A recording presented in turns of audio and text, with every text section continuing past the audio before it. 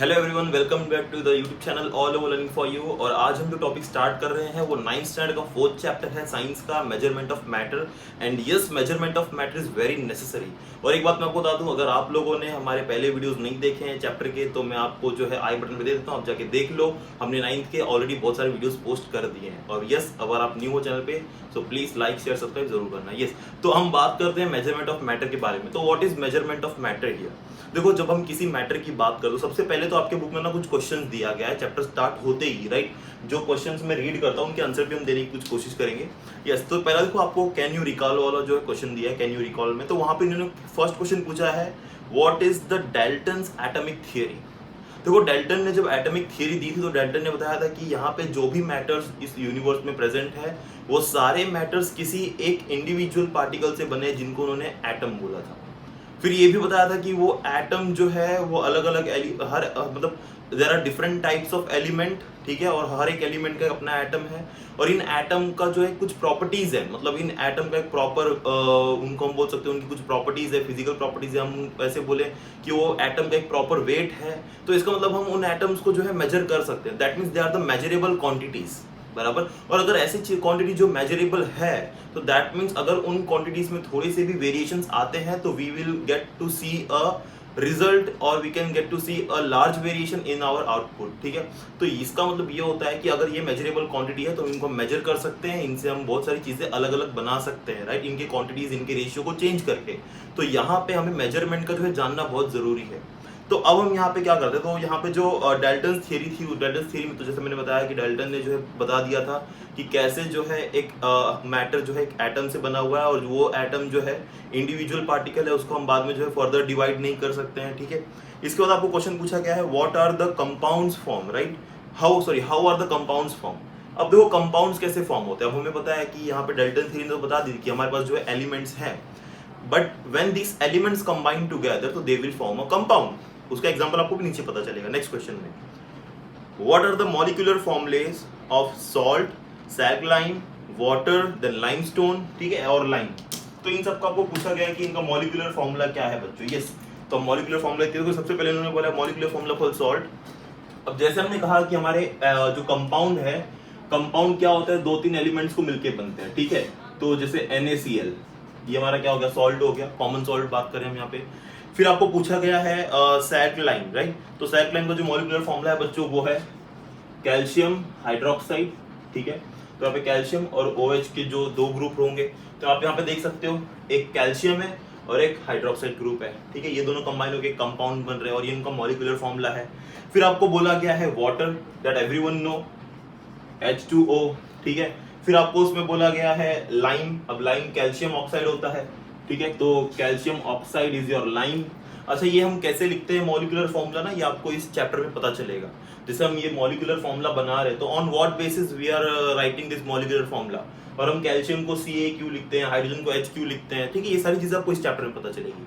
That is what we call measurement of matters. और आपको 10th में और भी कुछ ज्यादा सीखने मिलेगा, जैसे आप जब एलिमेंट्स के बारे में पढ़ोगे या फिर पीरियोडिक टेबल को अंडरस्टैंड करोगे तो आपको वहाँ पे फर्दर चीजें और पता चलेगी, राइट। बट बेसिक चीज आपको जो है वो पता करनी बहुत जरूरी है। फिर एक जो है लाइमस्टोन दिया है, that is calcium carbonate, yes, तो CaCO3 ये आपका जो है लाइमस्टोन है। तो ये सारे जो है मॉलिक्यूलर फॉर्मुलेस है, ठीक है ना। तो अब जो है आपके बुक में बच्चों कुछ चीजें जो है इंपॉर्टेंट दी गई है, उस पर हम बात करते हैं। तो पहली चीज तो आपको बुक में इंपॉर्टेंट दी है ये कि law of chemical combination. Now what is law of chemical combination? देखो, यहाँ पे मैंने इसको डिफाइन किया बहुत अच्छे से, आपकी बुक में नहीं दिया इसलिए मैंने सारी चीजें लिख के रखी है ताकि आपको ये एज अ नोट्स बनाने में भी जो मदद करें, ठीक है। देखो, लॉ ऑफ केमिकल कॉम्बिनेशन क्या है यहाँ पे। The law of chemical combination describe the basic principle obeyed by interacting atoms and molecule. देखो, जब कोई भी हमारे एटम्स या मॉलिक्यूल जब इंटरैक्ट करते हैं टू फॉर्म अ कंपाउंड, तो वो जो इंटरैक्शन होता है ना बच्चों, वो एक प्रिंसिपल ओबे होना चाहिए। जैसे हम बात कर रहे हैं यहाँ पे NaCl, तो जब Na, सोडियम और क्लोरीन रिएक्ट होते हैं एक कंपाउंड बनाने के लिए, NaCl कंपाउंड बनाने के लिए, तो यहाँ पे कुछ लॉ है जो केमिकल रिएक्शन के वो फॉलो होना बहुत जरूरी है। और अगर वो फॉलो नहीं होंगे तो हमारे कंपाउंड्स प्रॉपरली नहीं बनेंगे, ठीक है। इसलिए हम यहाँ पे बोलते हैं law of chemical combination. And this law of chemical combination में आपको बहुत ज्यादा डिटेल में नहीं दिया है, ठीक है। ये कुछ ऐसा होता है, आपको यहाँ पे सिर्फ बताया गया है, बट आपको इतना अंडरस्टैंड करना है कि law of chemical combination is necessary. And why it is necessary? Because we have to form a compound, and that compound like which will combine will be describe a basic principle, और वो basic principle वो obey करेगा क्यों? जब वो interact करेगा किसी भी atom से molecule से in many different way. अब उनका interaction तो बहुत अलग तरीके से हो सकता है ना, और interaction की जैसे reaction के बहुत सारे तरीके होते हैं, तो किस तरीके से वो react होगा, बट उनका जो एक लॉ है एक वो होना चाहिए, ठीक है। इसके बाद है बच्चों यहाँ पे laws of conservation of matter.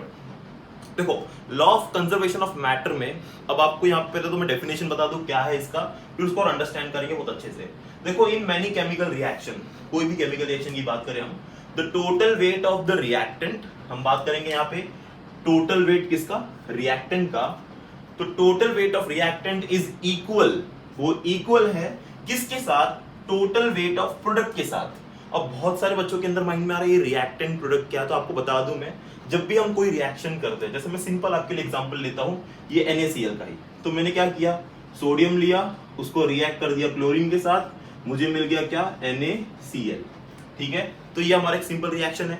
अब देखो रिएक्शन के जो पहले है ना, इसको हम बोलते हैं रिएक्टेंट, क्या बोलते हैं, रिएक्टेंट, ठीक है, ये रिएक्टेंट लिखा है, तो ये हमारा रिएक्टेंट है। रिएक्टेंट क्यों बोल रहे हैं, क्योंकि ये रिएक्ट होने वाले हैं। इससे हम बोलेंगे बच्चों प्रोडक्ट, इनका रिएक्शन होके हमें क्या मिला, तो ये एरो हमें बताता है कि हमें रिएक्शन होके ये मिला, देखो एरो उस तरफ इंडिकेट कर रहा है, ठीक है ना। तो ये हमारा क्या है बच्चों, ये है हमारा रिएक्टेंट, ये क्या है हमारा, ये है प्रोडक्ट। तो यहाँ पे हमारा टॉपिक क्या है, law of conservation of matter. देखो जैसे हमने पढ़ा है कंजर्वेशन ऑफ एनर्जी, तो यहाँ पे मैटर भी कंजर्व होते हैं। अब कंजर्व होने का मतलब क्या है, रिएक्शन के पहले या फिर हम बोले प्रोडक्ट फॉर्म होने के पहले जो हमारा रिएक्टेंट था, जिसमें हमारे एलिमेंट्स थे, उनका जो मैटर था, राइट, या उनका हम बात करें टोटल जो मास था, ठीक है। तो जैसे सोडियम ले लिया, क्लोरीन ले लिया, तो इनका कुछ टोटल वेट होगा, ठीक है ना। रिएक्शन होने के बाद जैसे हमें पता है कि whenever two elements combine to each other, right, in a while reaction, तो they will change their physical and chemical properties। जब भी दो एलिमेंट्स रिएक्ट करते हैं तो उनका फिजिकल केमिकल प्रॉपर्टी बदल जाता है। कैसे बदलता है, देखो सोडियम क्या है, सोडियम एक मेटल है, और ये मेटल ऐसा है जो हाईली रिएक्टिव है, ठीक है। तो इसको हम नॉर्मल एयर में भी रखेंगे तो आग लग जाएगा, पानी में रखेंगे तो आग लग जाएगा, इसलिए हम सोडियम को क्या करते हैं, कैरोसिन में रखते हैं। बात करें क्लोरीन की, तो क्लोरीन भी जो है एक तरीका गैस है जो पॉइजनस गैस है। अब देखो ये दोनों इतने रिएक्टिव है, बट जब दोनों कंबाइन होते हैं तो हमें मिलता है NaCl, जिसको हम जो है कंज्यूम करते हैं, जिसे हम खाते हैं, जिसे हम बोलते हैं सॉल्ट। सी इनका प्रॉपर्टी रिएक्ट होने के पहले बिल्कुल अलग था, रिएक्ट होने के बाद बिल्कुल अलग हो गया, फिजिकल भी केमिकल भी। बट यहाँ पे बात करेंगे उनके वेट की या उनके उन मैटर्स के वेट की, तो वो जो है कांस्टेंट रहेंगे। रिएक्ट होने के पहले अगर मैंने एग्जांपल ले लिया, मान लो मैंने एग्जांपल ले लिया, इनका वेट है 30, तो रिएक्ट होने के बाद भी इसका टोटल वेट 30 ही होना चाहिए, वो कम नहीं होगा, ठीक है। मैंने अभी एग्जांपल लिया, अब आपके बुक में देखो एग्जांपल दिया है टेबल नंबर 4.1 पे, मैं स्क्रीन पे दिखा देता हूँ। तो यहाँ पे देखो आपको दिखा है इन लोगों ने क्या लिया है, कैल्शियम क्लोराइड CaCl2, वो कॉनिकल फ्लास्क में, और टेस्ट ट्यूब के अंदर इन लोगों ने लिया है सोडियम सल्फेट, ठीक है। इनका टोटल वेट कितना है, 300.23 ग्राम। पर जब इन्होंने रिएक्ट कर दिया, देखो उसको से टिल्ट कर दिया तो दोनों मिक्स हो गए, कलर चेंज हो गया, राइट, रिएक्शन होके अब मुझे क्या मिल गया, अब जो रिएक्शन मुझे मिला इन दोनों का, बट उनका वेट देखो, वेट किया तो कितना वेट आया, फिर से वेट उतना ही मिला ना, 300.23। मतलब यहाँ पे क्या हो रहा है, यहाँ पे हमारा वेट जो है वो बच्चों डिफर नहीं कर रहा है। That means my matter is conserve, my matter is conserve, ठीक है। That is what we call conservation of matter. Okay, so ये हमारा डेफिनेशन था कंजर्वेशन ऑफ मैटर के लिए। नेक्स्ट हम आते हैं बच्चों लॉ ऑफ कांस्टेंट प्रोपोर्शन, ठीक है। अब देखो लॉ ऑफ कांस्टेंट प्रोपोर्शन भी पढ़ना बहुत जरूरी है। जैसे हम यहाँ पे बोल रहे हैं ये चीजें रिएक्ट हो रही है, सोडियम रिएक्ट हो रहा है क्लोरीन के साथ, हमें ये मिल रहा है, तो सोडियम जिस तरीके से रिएक्ट हो रहा है, क्लोरीन जिस तरीके से रिएक्ट हो रहा है, तो इनका कुछ वेट है, एक कांस्टेंट प्रोपोर्शन है। जैसे मैं बहुत सिंपली इसको एक्सप्लेन करता हूँ। जैसे फॉर एग्जांपल सपोज मैं केक बना रहा हूँ, ठीक है, मैं अभी एग्जांपल दे रहा हूँ, वैसे बनाता नहीं हूँ, तो मैं केक बना रहा हूँ। केक बनाने के लिए मैंने कहा मुझे 1 kg का केक चाहिए, ठीक है, मुझे कितना चाहिए, 1 kg का केक। तो 1 kg केक बनाने के लिए लेट से मैंने जो है कुछ मिल्क पाउडर यूज़ किया, ठीक है, मैंने कुछ वहाँ पे क्रीम यूज़ किए, अब मैं और कुछ शुगर यूज़ किया, ठीक है, मैंने 3 चीज़ें यूज़ की। तो मैंने सपोज मिल्क पाउडर ले लिया यहाँ पे 500 ग्राम, शुगर ले लिया 250 ग्राम, और मैंने जो है और क्या कहा था मैंने, मिल्क पाउडर, शुगर और मैं ही भूल गया, केक बना रहा था। चलो ठीक है, हम 2 ही चीजें लेते हैं। तो मिल्क पाउडर, शुगर, ये 2 चीज हम ले रहे हैं, ठीक है। तो मिल्क पाउडर मैंने लिया 500 ग्राम, शुगर भी ले लिया मैंने 500 ग्राम, ज्यादा कंफ्यूजिंग नहीं करते हैं। मिल्क पाउडर 500 ग्राम, शुगर 500 ग्राम, ठीक है ना। तो ये 2 चीज हम लेंगे। अब इन दोनों को हम कंबाइन करके केक बनाएंगे। अब पता नहीं कैसा बनने वाला है, टेस्ट नहीं कर रहा है, बट खाली समझना है। तो मैंने यहाँ पे देखो प्रोपोर्शन क्या रखा है इनका, इक्वल इक्वल रखा। अगर मुझे 1 kg बनाना है तो आधा ये बन गया। अगर मुझे 10 kg बनाना होगा तो मैं क्या करूंगा, 5 kg जो है शुगर लूंगा, 5 kg जो है मिल्क पाउडर लूंगा। 100 kg बनाना है तो 5 kg शुगर लूंगा, 50 kg शुगर लूंगा, 50 kg मिल्क पाउडर लूंगा। तो ये प्रोपोर्शन जो है वो फिक्स है ना। समझ रहे हो मैं क्या कहना चाह रहा हूँ? यहाँ पे हमारा जो प्रोपोर्शन है वो क्या है, फिक्स है। इसी तरीके से जब हम कोई रिएक्शन करते हैं, जैसे यहाँ पे मैंने को पहले डेफिनेशन क्या लिखा है, the proportion by weight of the constituent element. तो जो भी एलिमेंट्स रिएक्ट करेंगे तो उनका जो वेट होगा इन वेरियस सैंपल्स, कोई भी सैंपल ले लो, मतलब कोई भी आप एलिमेंट, कोई भी कंपाउंड्स ले लो, ठीक है, in various sample of compounds are fix. तो ये जो चीज है ये हमारी क्या है, फिक्स्ड है कि हमें इतना ही लेना। जैसे हमारा केक वाला एग्जांपल, ठीक है, तो मैंने शुगर जितना ले रहा था उतने में मिल्क पाउडर भी ले रहा था, राइट। तो वो फिक्स्ड है। आप अगर 1 kg बनाओ, 10 बनाओ, 1000 बनाओ, 1000 बनाओ, कुछ फर्क नहीं पड़ता है। वैसे 1000 एक ही होता है। ओके, तो अब हम आगे बात करते हैं। यहाँ पे देखो मैंने कुछ एग्जांपल लिखा है। Proportion by weight of hydrogen and oxygen का हम यहाँ पे बात कर रहे हैं। जैसे हमें वाटर पता है, वाटर हाइड्रोजन ऑक्सीजन से मिलता है, तो इनका जो प्रोपोर्शन बाय वेट है ये 1:8 है। क्या है बच्चों, 1:8, ठीक है। तो 1:8 में देखो अभी क्या होगा कि मतलब इनका प्रोपोर्शन बाय वेट हाइड्रोजन और ऑक्सीजन का 1:8 है। तो अभी यहाँ पे हम जैसे बोलते हैं, मैंने 9 ग्राम ले लिए वाटर, ठीक है, मैंने क्या लिया, मैंने 9 ग्राम क्या ले लिया, वाटर ले लिया। तो उसमें 1 ग्राम हाइड्रोजन होगा और 8 ग्राम ऑक्सीजन होगा। समझ रहे हो ये प्रोपोर्शन कैसा है, 1:8 है ना, ये हाइड्रोजन या ऑक्सीजन। तो 1 ग्राम अगर हाइड्रोजन होगा तो 8 ग्राम ऑक्सीजन होगा। एक एग्जांपल और लेते हैं कार्बन डाइऑक्साइड का। तो यहाँ पे लोगों ने क्या बोला है, कार्बन डाइऑक्साइड का जो प्रोपोर्शन, जैसे इसका प्रोपोर्शन 1:8 था, इसका प्रोपोर्शन 3:8। तो यहाँ पे जैसे अगर आपके बुक में एग्जांपल दिया, अगर मैंने 44, ठीक है, अगर मैंने 44 ग्राम ऑफ CO2 ले लिया, ठीक है। अब 44 ग्राम CO2 में देखो कार्बन और ऑक्सीजन का जो वेट है वो हम कैसे वेरी करेंगे, ठीक है। तो आपके बुक में जो है इसको दिया है 32 और 12 के वेरिएशन में। तो मैंने यहाँ पे जो है 12 ग्राम कार्बन ले लिया और 32 ग्राम ऑक्सीजन ले लिया, ठीक है ना। ये इनके वेट का प्रोपोर्शन ले रहे हैं। अब देखो आपको पता करना है कि इसका प्रोपोर्शन हमें यही मिलता है कि नहीं, 3:8। तो आप इसको डिवाइड कर दो। सो आप क्या करो, आप जो है यहाँ पे 12 डिवाइड बाय 32 कर दो, ठीक है। ऑब्वियसली आपको आंसर जो है 3/80 आने वाला है। अब ज्यादा फ्रैक्शन में नहीं जाना है, पॉइंट में लेकिन है ना, यहाँ पे स्टॉप करना है, ठीक है। तो अभी देखो हमें 3.8 मिल रहा है proportion, that means my proportions are fixed. So अगर मुझे कोई भी रिएक्शन करना है तो उनका जो लॉ ऑफ कांस्टेंट प्रोपोर्शन है वो हमें ध्यान में रखना है, ठीक है। तो ये कुछ चीजें थी आपको अंडरस्टैंड करने के लिए जो आपकी बेसिक थी। इसके बाद हम जो है एटम पे मूव करेंगे। आई होप आपको क्लियर हो गया होगा। क्लियर हो गया है तो please take the screenshot. Okay, so now in this topic atom we have to study, जो हमारा अगला टॉपिक है। तो यहाँ पे देखो एटम का हमें 3 चीजें स्टडी करनी है, right. So we have to study its size, mass and valency. So in today's lecture video, we will complete size and this mass and valency we will do in next lecture, ठीक है। तो ये हमारा next video lecture में इसे हम cover करेंगे। So please keep watching. Yeah. So अभी हम बात करते हैं साइज की। तो totally we will deal on size only. अभी उसके बारे में बात करेंगे। Now जैसे मैंने बताया मास एंड वैलेंसी हम जो उसको नेक्स्ट लेक्चर में लेंगे। This is very important, mass and valency also and this size also. और इसमें से बहुत सारे क्वेश्चन जो तुम्हारे एग्जाम में भी आते हैं। तो अब देखो यहाँ पे दिया है इंट्रोडक्शन टू एटम, मतलब दिया नहीं, मैं कब बताने वाला हूँ। जैसे आपका एटम जो स्टडी करना है तो उसके पहले आपको ना एटम के बारे में कुछ चीजें जानना जरूरी है, जैसे बेसिक चीजें। आई होप आप सबको पता होगा, बट स्टिल जो है हम एक बार रिफ्रेश कर लेते हैं, राइट। तो व्हेन आई से एन इंट्रोडक्शन टू एटम, तो वी नो दैट कि every atom is made up of 2 things. वो एक तो उसमें न्यूक्लियस होगा और उसकी सराउंडिंग में जो है ऑर्बिट्स होंगे, ठीक है। तो हमें पता है सेंटर में क्या है, इसके न्यूक्लियस है और उसके सराउंडिंग में क्या है, ऑर्बिट्स है, right. So these are the orbits और ये हमारा क्या है, न्यूक्लियस है। And we know that inside the nucleus, ठीक है, inside the nucleus there are protons and neutrons, ठीक है। Inside the nucleus there are protons and neutrons, and in these orbits which are outside of this nucleus, and inside the atom यहाँ पे क्या होगा, हमारे पास electrons होंगे, ठीक है। यहाँ पे हमारे पास क्या होंगे बच्चों, इलेक्ट्रॉन्स, ठीक है। So we have electrons here, तो I am randomly putting the electrons here, ठीक है। मैं भी कोई थियरी के साथ में मैं इलेक्ट्रॉन को पुट नहीं कर रहा हूँ, मैं रैंडमली पुट कर दे रहा हूँ। Now see the question here is, we know that proton has positive charge, right. So our proton is positive. Then neutron की बात करें तो न्यूट्रॉन इज न्यूट्रल, और अगर हम बात करें इलेक्ट्रॉन की,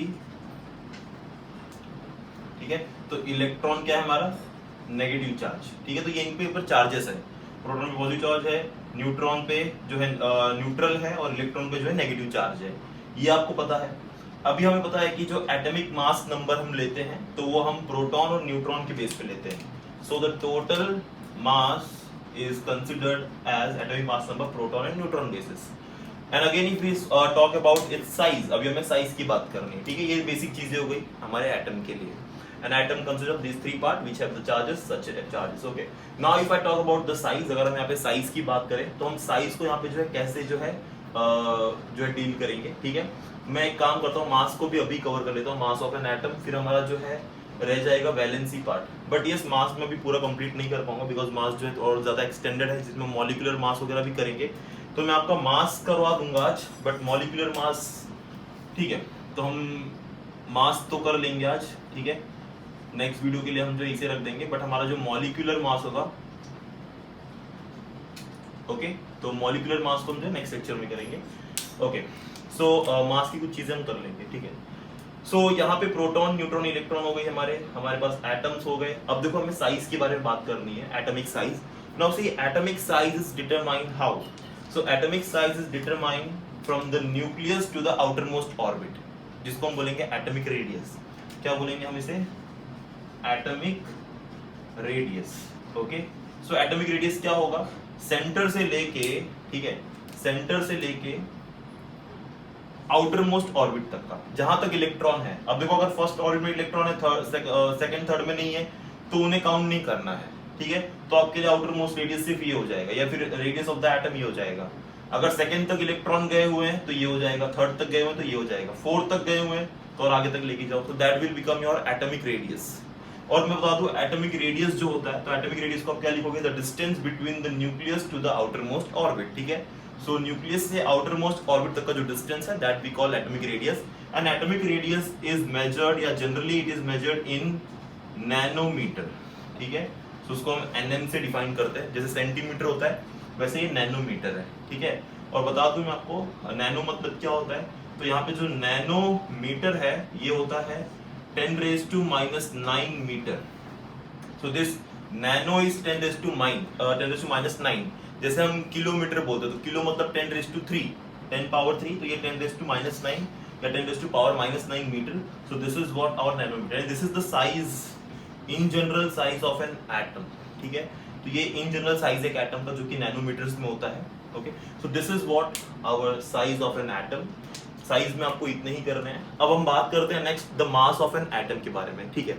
see the mass of an atom is very important concept, because एक चीज यहाँ पर है, जो मास ऑफ द एटम है वो हमने जैसे रुदरफोर्ड का एक्सपेरिमेंट हुआ था, तो रुदरफोर्ड के एक्सपेरिमेंट में हमने बताया था कि the whole mass is situated at the centre, ठीक है। और वो सेंटर क्या है, हमारा न्यूक्लियस है, और उस न्यूक्लियस में क्या है, प्रोटॉन और न्यूट्रॉन है।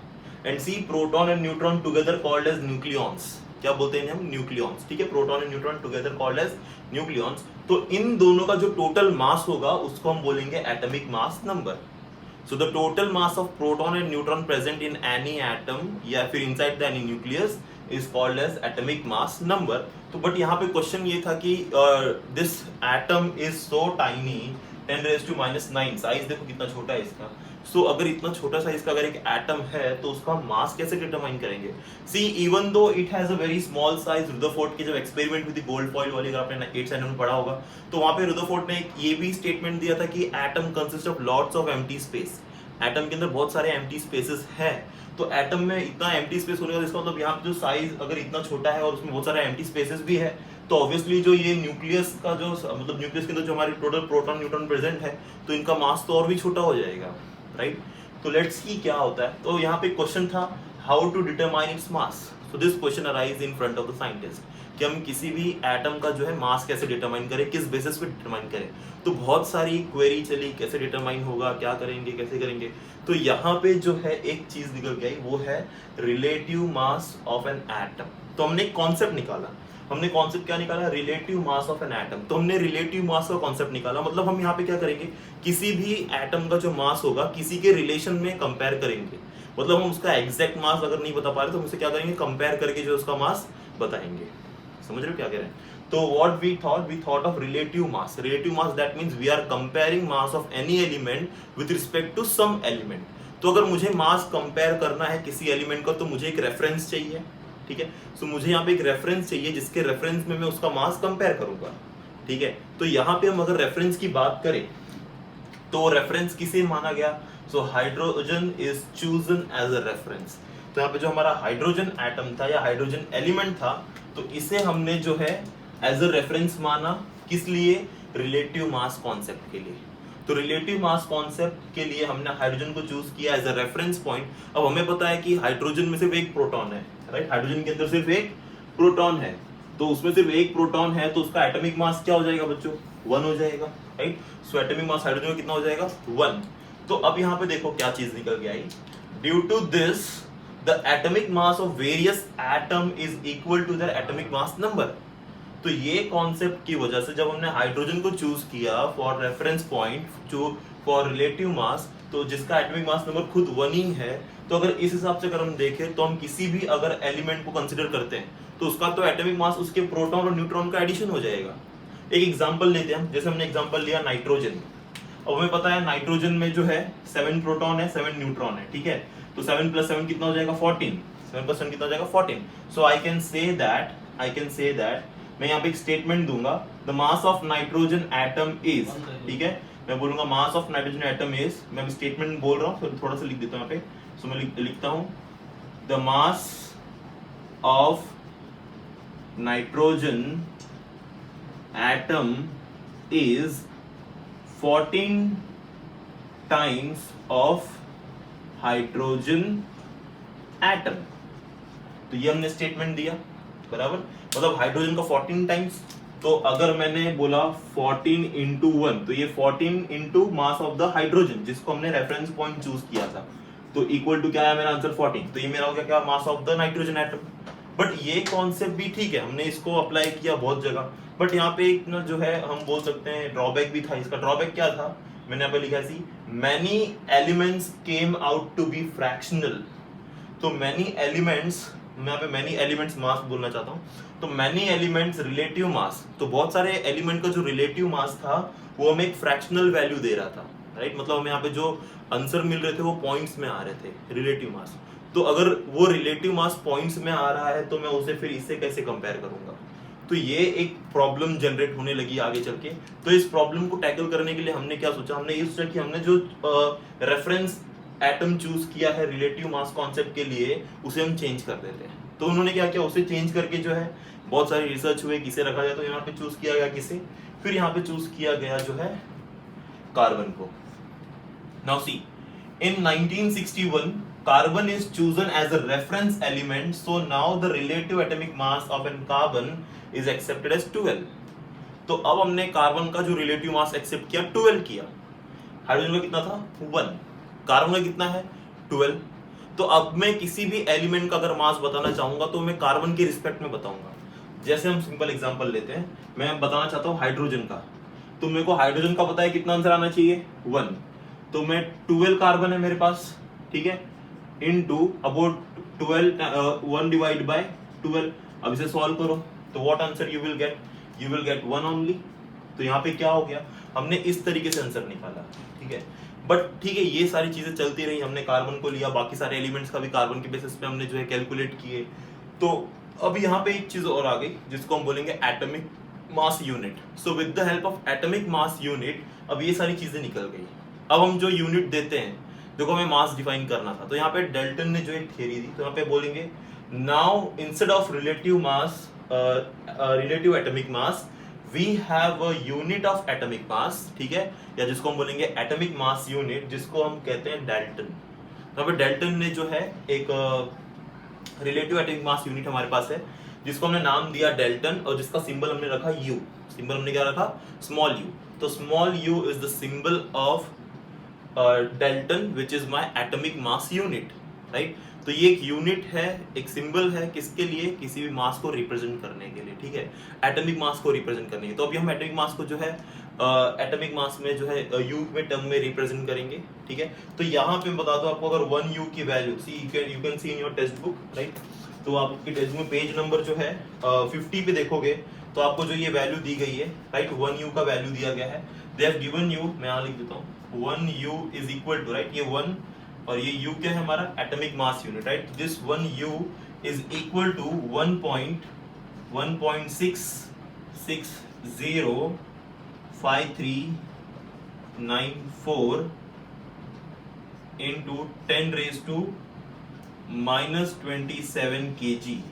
देखो ध्यान से, into 10 raised to -27 kg, मतलब यहाँ पे मैं मल्टीप्लाई का टर्म अगर नीचे लिख देता हूँ, थोड़ा कंफ्यूजिंग ना हो, तो into 10 raised to -27 kg।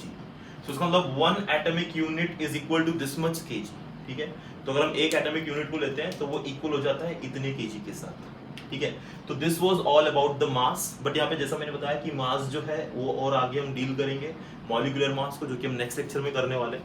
एक टॉपिक और है यहाँ पे, वो भी हम कवर कर लेते हैं, वो है केमिकल सिंबल्स ऑफ एलिमेंट्स। अब देखो हमें एलिमेंट्स को ना एक सिंबल देना था। अब एलिमेंट्स को सिंबल देने के लिए जैसे स्टार्टिंग में क्या हो गया, बहुत सारे साइंटिस्ट लोग ने, जैसे हम बात करेंगे यहाँ पे डेल्टन ने बहुत सारे एलिमेंट्स को सिंबल दिया। जैसे हमें पता है हमारे पास बहुत सारे एलिमेंट थे, hydrogen, helium, carbon, copper, right, तो ऑक्सीजन, तो इन्हें सिंबल दिया गया। अब जैसे सिंबल क्या था, जैसे एग्जांपल ये सिंबल था हाइड्रोजन का, ठीक है, फिर ये सिंबल था कॉपर का, राइट, और भी ऐसे बहुत सारे सिंबल दिए थे। But the problem arises here कि ऐसे कितने सिंबल्स हम याद रखेंगे, ठीक है, and this become difficult for everyone to remember this. तो व्हाट वी डिड, तो यहाँ पे जो आयुपैक है, ठीक है, व्हाट इज आयुपैक? तो IUPAC is International Union of Pure and Applied Chemistry, International Union of Pure and Applied Chemistry. इन्होंने बोला कि हम किसी का भी जो सिंबल है, किसी भी एलिमेंट का जो सिंबल है, वो हम इस तरीके से नहीं देंगे। उस एलिमेंट का जो सिंबल होगा हम उसके नाम के बेसिस पे देंगे। जैसे हाइड्रोजन, तो हाइड्रोजन के लिए हमने H लिख दिया, so H is a symbol for hydrogen. Sodium की बात करें तो Na is the symbol of sodium. But what about this second letter? अब देखो कभी कभी क्या हो रहा था, बहुत सारे ऐसे एलिमेंट थे, जैसे मैंने बोला स्टार्टिंग का लेटर ले लो, उनका सिंबल दे दो, बट बहुत सारे ऐसे एलिमेंट थे जिनका नाम सेम लेटर से स्टार्ट, जैसे सोडियम, ठीक है। तो सोडियम के लिए तो हमने Na लिया, तो वो S से तो स्टार्ट नहीं था, बट उसको हम Na से रिप्रेजेंट करते हैं। बट फॉर एग्जाम्पल मैं सिंपल ले लूँ कार्बन का और कैल्शियम का ना, उसी कार्बन को हम C से रिप्रेजेंट करते हैं, ठीक है। कैल्शियम को भी हम C से रिप्रेजेंट नहीं कर सकते, तो हमने क्या किया, कैल्शियम के आगे का एक और लेटर ले लिया। तो कैल्शियम के आगे क्या है, कैल्शियम में A है, तो उस A को ले लिया, और सेकंड लेटर को हम हमेशा स्मॉल से रिप्रेजेंट करेंगे। तो हम दो लेटर से रिप्रेजेंट करेंगे, फर्स्ट लेटर कैपिटल होगा, सेकंड लेटर क्या होगा, स्मॉल होगा। और अगर वो लेटर कहीं मैच नहीं है, मतलब जैसे कार्बन और एक C वाला टर्म आ गया तो लेंगे, अदरवाइज C से लेंगे, ठीक है। तो इस तरीके से जो है इन लोगों ने जो है डेटा देना चालू किया। नाइट्रोजन N हो गया, सोडियम Na हो गया, तो देखो यहाँ पे एक A ले लिया। तो इस तरीके से जो है यहाँ पे हमने सिंबल्स देना स्टार्ट किए एलिमेंट्स को। So this is what all about your chemical symbols of an element। तो यहाँ पे हमने इस तरीके से सिंबल दिया, और अब इस तरीके से ही हमारे सिंबल जो है आगे चल रहा है, और इस तरीके से इसी के बेसिस पे हमारा मॉडर्न पीरियोडिक टेबल भी डिजाइन हुआ है, ठीक है। अब नेक्स्ट है आपका molecules of element and compounds, ठीक है, molecules of element and compound. देखो जब हम मॉलिक्यूल्स की बात करते हैं किसी एलिमेंट या कंपाउंड की, तो हमें पता है कि 2-3 like elements combine together to form a molecule. और सेम एलिमेंट्स, जैसे हमने बात किया ऑक्सीजन की, तो देखो दो ऑक्सीजन, कभी भी ऑक्सीजन सिंगल नहीं होता है, तो ये O2, ठीक है, या फिर हम बात करेंगे ऑक्सीजन के बाद हम H2, तो ये सारे क्या है, ये हमारे मॉलिक्यूल्स है। So 2 elements combining together to form a molecules. या फिर हम ऐसे बोले, ये हम सेम एलिमेंट्स की बात कर रहे हैं, ये हम क्या कर रहे हैं, सेम एलिमेंट्स की बात कर रहे हैं। अगर मैंने बोला 2 डिफरेंट एलिमेंट्स कंबाइनिंग टुगेदर, तो they will form a compound. जैसे हमने सिंपल एग्जांपल लिया NaCl का, ठीक है। सो these are my 2 different elements combining together to form a compound. These are forming together in molecules, ठीक है। सो ये हमारे molecules compound ऐसे फॉर्म होते हैं। तो on this we have completed the topic. अभी इसके बाद जो नेक्स्ट लेक्चर है उसमें मैंने जैसे बताया आपको जो है मॉलिक्यूलर मास, ठीक है, जो कि बहुत इंपॉर्टेंट कॉन्सेप्ट, इसमें हम मोल कॉन्सेप्ट को अंडरस्टैंड करेंगे। So till then watch this and stay tune. Please like share subscribe जरूर करना। कोई भी डाउट है you can comment on the comment section, सारे डाउट्स क्लियर किए जाएंगे। Thank you very much for watching.